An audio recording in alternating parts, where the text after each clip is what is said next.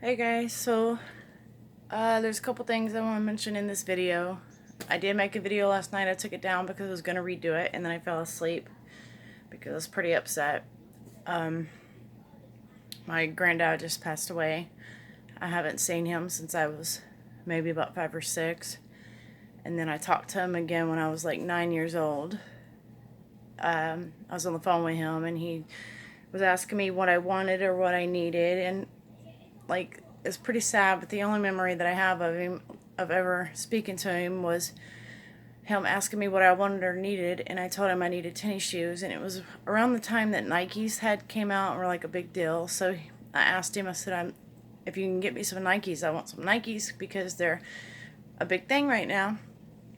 And that's what he did. He purchased me some Nikes in the color that I wanted, and he mailed them to me because he had moved to Georgia after my grandmother and him had divorced. And then ever since then, I have been trying to get his number from my cousins and my grandmother, and they refused to give me his number. I think my grandma held a grudge because of the fact that he sent me shoes when I was 9 years old, and she thought that I wanted money from him. And always say that I don't get my alimony, so you're not going to get anything. And I kept telling her I didn't want anything. I just wanted to talk to him before it was too late. And nobody would give me his number. My dad called me when I was a teenager living with my mother and let me talk to him. He surprised me on the phone with him one time because he was visiting in Arkansas with my granny's daughter and all them, which he did often. So they all got to spend time with him, and he also visited my uncle and their kids, so he got to spend time with them. But the thing was, I didn't live with my dad, so he didn't get to see me because when he visited with my dad, I wasn't there. So the last memories I have of him are him buying me some tennis shoes and me talking to him on the phone when I was like 13 or 14. I'm almost 30 years old. I've been begging every year, every time I talk to my granny, every time I talk to my cousins, just to get his number, just to call him, and maybe one day get to go see him, take a trip to Georgia to go see him before he passed away. Because I know it's coming. Everybody passes away. And I know my granny's going to pass away soon too. And I got a text at 1:40 in the morning. I was asleep because I fell asleep early. For some reason, I don't know why. I usually am up till like 2, 3, 4 o'clock in the morning, and then I fall asleep. But I fell asleep early, and I got a text from my dad that he was sick and dying. Out of the blue. And I was asleep, and I didn't see his message because I had checked my messages that morning when my husband had texted me, and once I opened up the messages, it didn't show that there was a new message in there. Once you open it, it doesn't show on your little screen and stuff. And so I didn't know all day. And about like in afternoon, my dad had texted me that he had passed away. And I had my phone in my hand at the time because I was watching YouTube videos. And that was a shock because I'm like, what do you mean he passed away? And I said, I didn't even know he was sick. Nobody told me he was even sick. And I said, well, how did he pass away? Because my mom had told me that he was supposed to be moving to Arkansas with my aunt and my cousins and my dad and all them. Because my dad just went back to Arkansas. And I'm thinking, my dad kids around a lot. He always messes around with me a lot and then surprises me and stuff. So I thought maybe he was just kidding around, especially because my mom said that he was going to be moving to Arkansas, and all of a sudden he's dead. My dad said it was cancer. It happened quick. And I'm thinking, okay, you just don't die from cancer that quick. So nobody told me that he was dying from cancer this whole time. And every year that I called, multiple times a year that I asked and begged for his number, nobody bothered to say, hey, he's dying from cancer. Sure, you can talk to him. Here's his number. All I got was ignored and either got told no, I couldn't have his number. So I never got to see my granddad before I passed away, and I never got to talk to him before I passed away. Before he passed away. Not me, but him. When I was little, we were stuck to the hips like this. I was always out there feeding the cattle with him because we lived out in Texas on a big land. We had acres and acres of land, and he built everything himself. He built all the sheds. He built the barn. He built the lake house that we had out by the lake that my grandmother ended up selling when they divorced. He built everything, and we would do everything together. We would go to the stores together. We would feed the cattle together. We would hang out together, and we would just, he was just like my favorite person, aside from my other papa that passed away when I was 10. We lost him when I was 10 years old. They were the only two people that ever really treated me like I was family. I've had my grandmother, his ex-wife did, but me and my mama, we weren't really, on my mom's side, we weren't really that close because I had a different dad. And in ways, she would treat them a little bit different than me. And her husband realized it, so he was more nice to me. And I was more around him than I was anybody because I was treated a little bit different. And everybody acknowledged it. My dad acknowledged it. My mom acknowledged it. Everybody knew I was treated different.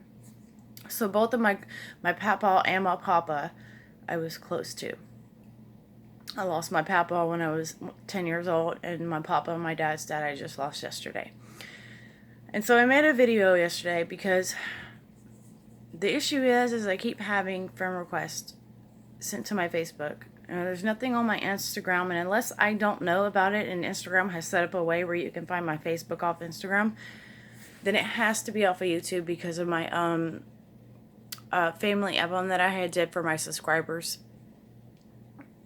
I had uploaded that. I actually uploaded that for myself. This was really kind of before I had started doing a bunch of videos about Elvis for everybody else, but more so for myself because I was uploading videos for me and my kids to have on there because I couldn't hold everything on my phone. And normally I upload everything to Facebook. But at the time, I knew that Facebook wasn't holding videos. It would just share it as memories, but now it is. It's changed. So you can go into your uploads into your videos and stuff now, and I didn't know that. So I was uploading everything to YouTube, and people started following. So my album of pictures of me and my family on there, my brothers and sisters who are Presleys are on there. And I'm getting all these friend requests, and I couldn't figure it out. So I took everything that I had off my Instagram that might show my YouTube page and took it off, and I'm still getting friend requests. I don't know these people. I've only accepted a couple of people off of my YouTube that I know, and the only reason I accept them is because there's somebody that I've been talking to either the whole time that I've had this channel and started it for other people to see, and I accept them because I know I'm like that. But I have tons of friend requests coming in, people that I don't know. I'm married. I'm already having issues with my husband.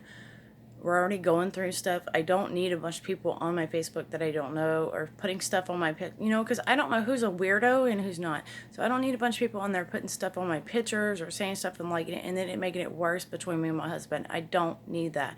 So however people are coming across to find my Facebook page, it needs to stop because I'm not going to accept somebody that I don't know on my Facebook, especially if you don't live here, for me to get to know you. Now, if you're trying to send me friend requests because you know me and you see me on YouTube and you want to get to know me, that's fine. But I'm still not going to accept it until I get to know who the hell you are. So if you're not on my YouTube and talking to me every day and I don't get to know who you are, I'm not going to accept it. And I have so many friend requests coming in daily. Not just people from Shreveport, but people from other places that I don't even know. So my point is, stop sending me friend requests, especially when I don't know you. I'm not going to add you on Facebook, not knowing who the hell you are. It's just not going to happen. And I do want to say that I'm working on a video that some people might not want to see, but it's something that I've tried to overlook. Being someone who grew up with Presleys and related to Presleys, who are Elvis's cousin, I've tried to overlook it because I have become an Elvis fan, and like my siblings who are related to him are not much of an Elvis fan, but I am. In this video that I'm doing, it's about stuff that I tried to overlook and not let get to me as much as I have or upset me. But it's come to the point where I can't overlook it anymore because it's coming every day and it's coming in my news feed when I get on YouTube. So I'm going to make a video to try to clear everything out of the water because I'm amazed at much as how much the fans watch these same things that I come across and believe them. So my thing is now, what I'm working on right now, before I even do any more reviews on my videos, is to make this video for the fans to see, because enough is enough. I'm tired of seeing certain things on the internet about Elvis. It's really starting to piss me off. I love the man to death. I'm a huge fan, but I'm also, in a way, a relative. So I'm making a video. Some of you may not want to watch it because I'm not, I guess because of some of the things that I have to put in there, but you can if you want to. I mean, it's not anything bad. It's just pretty much me blowing out of the water what everybody else has put online. So that's what I'm going to do, and that's what I'm going to be uploading next. And then I will be doing more review videos on the movies that I do have for y'all. And then hopefully when we catch back up on money, I can make some more trips to the last couple of places that I didn't get to make for you guys where Elvis has been around here. I know that there's the lakes I have to go to, and I think there is one more hotel that used to stand that I need to go to. I'm not sure. I have to look back on the website that I have of information. And as soon as I can get that done, I'll get that done for you guys. I just don't have a whole lot of money right now. So I'm struggling with making videos at this moment. And I really apologize because this channel wasn't made for a bunch of people to come on it and start looking and watching my videos as Elvis fans, but they did. So when they started doing that, I turned it into a channel so everybody could just start watching videos. I started doing tribute videos. I started doing music videos, photo albums of him and stuff. Just stuff people could look back on and remember and be happy about. But I can't always do things because I don't have the money or the gas money. That's just how bad it is right now. My husband hasn't worked in months and he just went back to work, so we have bills behind.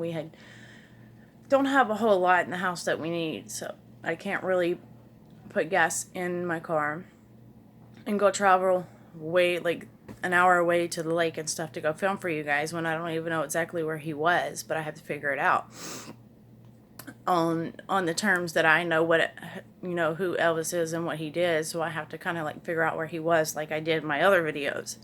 So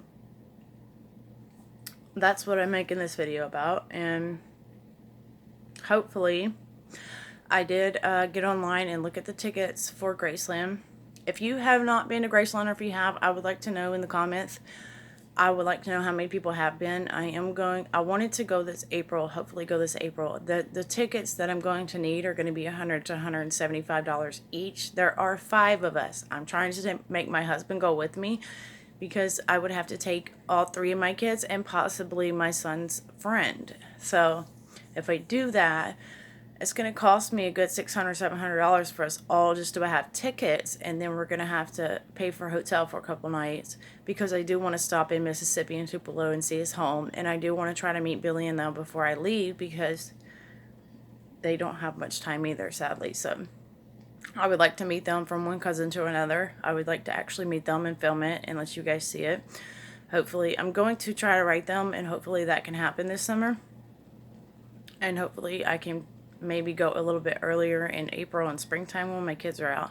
If not, it would have to be this summer, and hopefully Billy and Joe are still around for me to do that. So I'm going to end this video so I can go cook dinner and stuff and figure out what I'm going to do for dinner. But I just wanted to update you guys on what's going on. So I hope everybody has a good night, and I'm not trying to be rude, but stop sending me friend requests, especially when I don't know you.